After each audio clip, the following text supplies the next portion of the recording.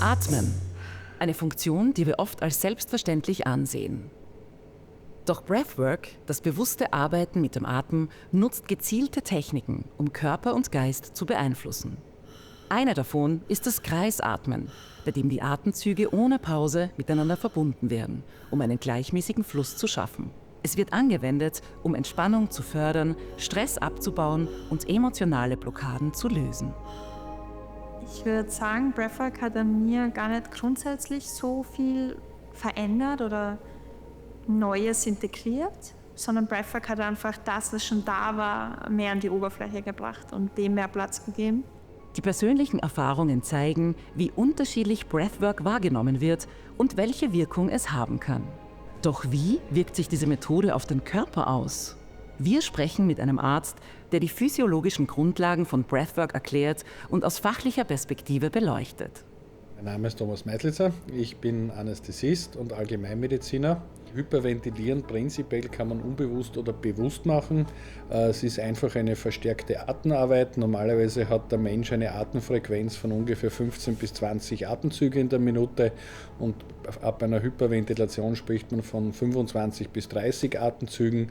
Man atmet sich das CO2 ab, das kann man sagen, CO2 ist gelöst im Blut als Kohlensäure. Kohlensäure, man atmet die Säure ab und verringert dadurch den pH-Wert des Blutes und daraus resultieren dann gewisse klinische Symptome. Weil ich finde, tief zu atmen ist wirklich schwer, weil wir in der Gesellschaft so reduziert und limitiert atmen. Eigentlich kostet es extrem viel Mut, tief zu atmen und tief zu gehen. Deswegen ist es für mich auch eines der schwierigsten und auf der größten Hürden, die aber dahinter extrem befreiend sind.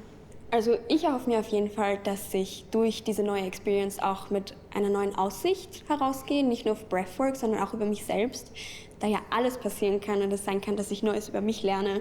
Für mich ist es spannender, wenn Leute das zum ersten Mal machen und zum ersten Mal dort sind. Und das Schöne für mich ist aber immer zu sehen, wenn sie dann da sind, sie gut im Raum ankommen, die Gruppe ein bisschen kennenlernen und es ihnen dann fast ein bisschen wurscht wird, was es wird, dass es dann speziell für die Neulinge extrem tiefgehend sein kann. Und wir werden gemeinsam einatmen, tief ein. Schenk dein Körper trotzdem ein Lächeln, lass es raus. Und bist mit dir, du machst das für mich und andere. Meine Ansätze und Philosophie habe ich aus meinen Erfahrungen vom schamanischen Bereich genommen und die versuche ich einfach bei jeder Session einfließen zu lassen. Mir ist besonders das Krampfen aufgefallen.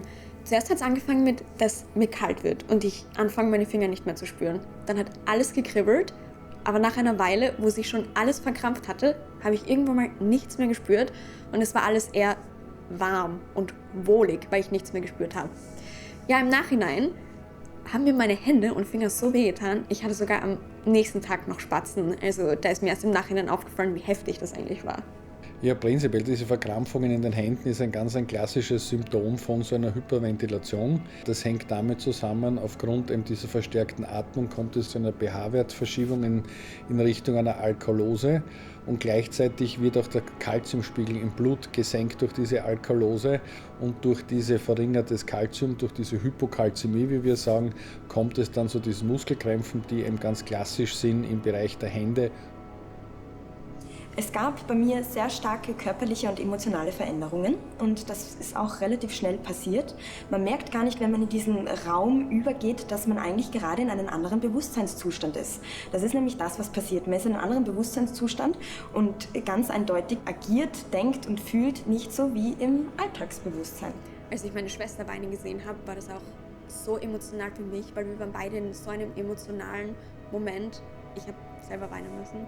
Emotional ist es einfach, du bist aufgerissen und lässt fließen, was da ist. Du denkst nicht drüber nach, zeigst du das jetzt, zeigst du das nicht, sondern du lässt einfach fließen, was da ist. Und das sind die Veränderungen, die ich gemerkt habe. Die bewusste Auseinandersetzung mit dem Atem ist für manche Menschen ein Werkzeug, um Körper und Geist besser zu verstehen. Breathwork bleibt eine Methode, die individuell wahrgenommen wird und unterschiedlich wirkt.